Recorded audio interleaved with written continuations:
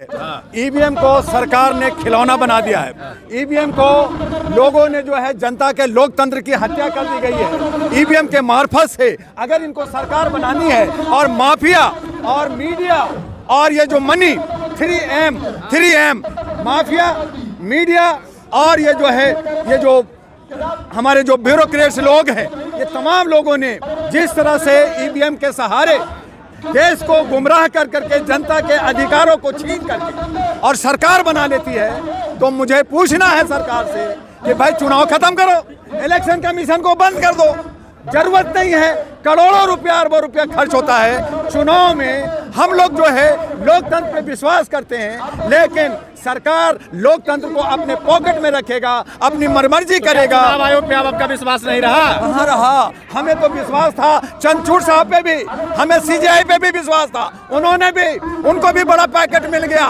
मैं न्यायपालिका के खिलाफ भी बोल रहा हूँ, मैं न्याय से जुड़ा हुआ हूँ, लेकिन आज न न्यायपालिका रहा, न हमारा चुनाव आयोग रहा, न ईडी रहा, न इनकम टैक्स रहा, न सीबीआई रहा, न हमारा मीडिया है। ये सब के सब जनता को शोषण करने वाले और सरकार के पट्टों बन गया। लेकिन मोदी जी आज वकीलों को और हमारे जनता को हमारे जंतर मंतर पे आके कहना पड़ा कि आप ईवीएम हटाओ और बैलेट से चुनाव कराओ, लेकिन ये मानने को तैयार नहीं है। लोग सबूत देना चाहते हैं, मानने को तैयार नहीं है। मैं इससे थोड़ा एक कदम आगे बढ़ के बात करना चाहता हूं कि 19 लाख ईवीएम मशीन जो गायब है वो कहां गया? जो ईवीएम मशीन टूट गई है, रिपेयरिंग के लिए गया है, वो कहां गया? तो ये जवाब नहीं देते और इसीलिए कहा ईवीएम में दिक्कत यह है कि ये मनमर्जी अपने तरीके से, मैं मानता हूं कि उसके अंदर ब्लूटूथ नहीं है और चिप नहीं है, लेकिन ये मनमर्जी उसमें सेटिंग करते हैं, ईवीएम की चोरी करते हैं और जहां पे स्टोर रूम में होता है वहां पे वो ईवीएम मशीन को बदल देते हैं। मेरा मांग है कि अगर ईवीएम से चुनाव कराते हैं तो उसके अंदर पर्ची भी होना चाहिए, जिस तरह से हमारा मॉल में, हमारा मेट्रो में हमें QR कोड मिलता है, आप उस तरह से पर्ची का उसमें व्यवस्था कीजिए। दूध का दूध, पानी का पानी हो जाएगा, लेकिन सरकार नहीं सुन रही है। इलेक्शन कमीशन जो एक NGO है, लेकिन वो सरकार के पक्ष में जाकर पैसा दो है, वो काम करती है। तो कहीं ना कहीं हमारे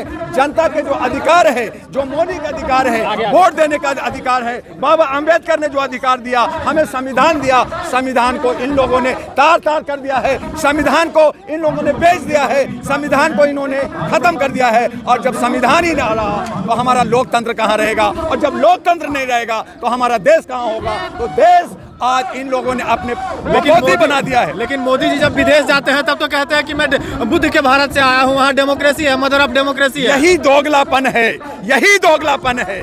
ये बाहर जाते हैं तो कहते हैं कि बुद्ध के धरती से आया हूँ, ये बाहर जाते हैं तो कहते हैं कि भारत के अंदर मानवाधिकार है, ये बाहर जाते हैं तो कहते हैं कि हमारे देश के अंदर मंदिर मस्जिद नफरत की राजनीति नहीं होती। लेकिन जब देश में रहते हैं तो सिर्फ इनको सिर्फ मंदिर नजर आता है, सिर्फ नफरत नजर आता है और मानवाधिकार नहीं दिखता। और इसीलिए डॉक्टर दुआ का कहना है कि ये दोगलापन आप छोड़ दीजिए।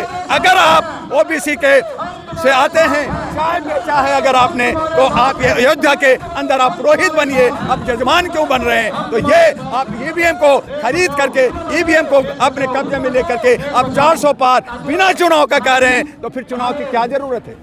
मेरा कहना, चुनाव की क्या जरूरत है? आप इलेक्शन कमीशन खत्म कर दो, चुनाव खत्म कर दो। जैसे चाइना के अंदर और रशिया के अंदर वो 36 साल शासन कर रहे हैं, तुम भी अपनी मर्जी करो। हम तो गुलाम 1500 साल से हैं, आज हैं, कल भी रहेंगे। हमें गुलाम रहने का एक आदत पड़ गई है।